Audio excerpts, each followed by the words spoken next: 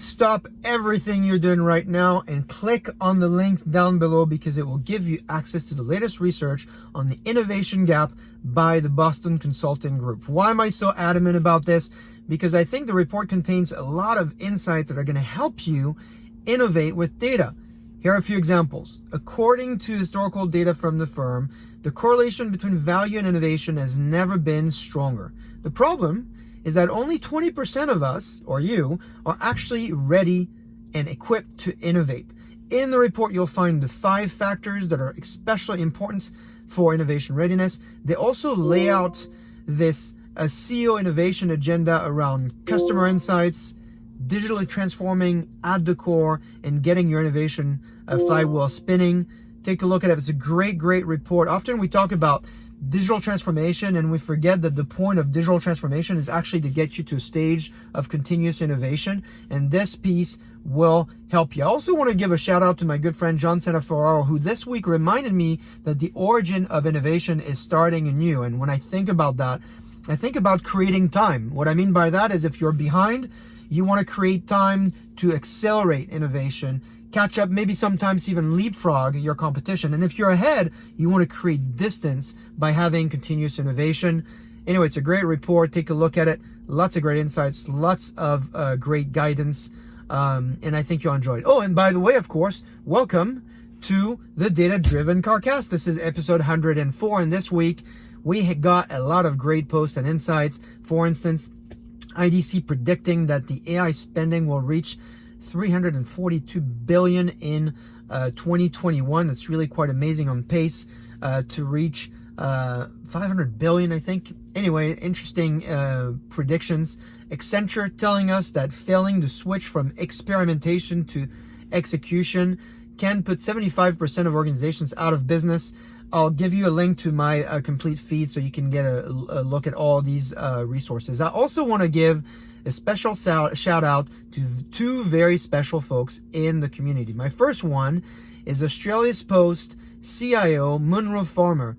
You know, when people order more goods online, someone has to deliver them. And in this post published in ZDNet, Munro does a really great job describing the solution and the problem and how he fixed it. Highly recommend that read. And my second shout out is to Nimath Ahmed, who wrote a great Medium blog post on data platforms. I think it's called "What's a Data Platform Anyway?"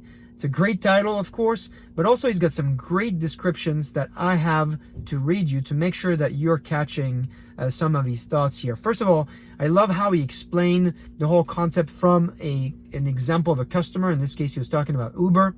And he has a few great one-liners. The first one is, since data existed in disconnected, decentralized silos, it became challenging for analysts to execute tasks that demanded data from multiple sources. We can all relate to that.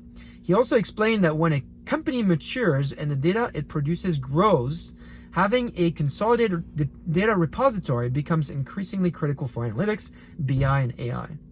He also then defines a data platform as a technology that allows data to be collected, to be transformed, to be unified, and delivered to users and applications like running recommendation engines. And then finally, he leaves us with the 5 attributes of the data platform: availability, governance, security, centralization, and delivery. Anyway, great blog post, and a concept that I talk to my customers a lot about.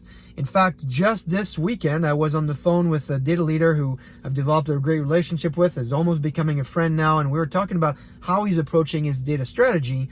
He talked about 4 concepts, one of which being this data platform. But the first one was, what is the organizational footprint?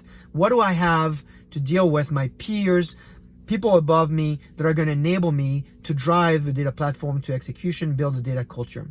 The second is, what is the status of my own talent?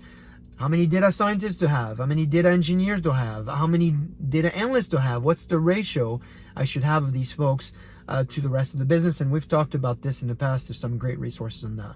Then you also talked about use cases and how you prioritize use cases. Often we talk about, should I pick a new use case because it's uncharted territory and there's no metrics for that? Or should I pick an existing use case because then I can compare my metrics to the current success? And what he was explaining to me, actually, I think is really great insight, which is this idea of clarity. Do you have clarity of requirements around the use case? And do you have clarity of success metrics for this use case? Plus, you add to all of this the definition of the data platform from the post that we talked about.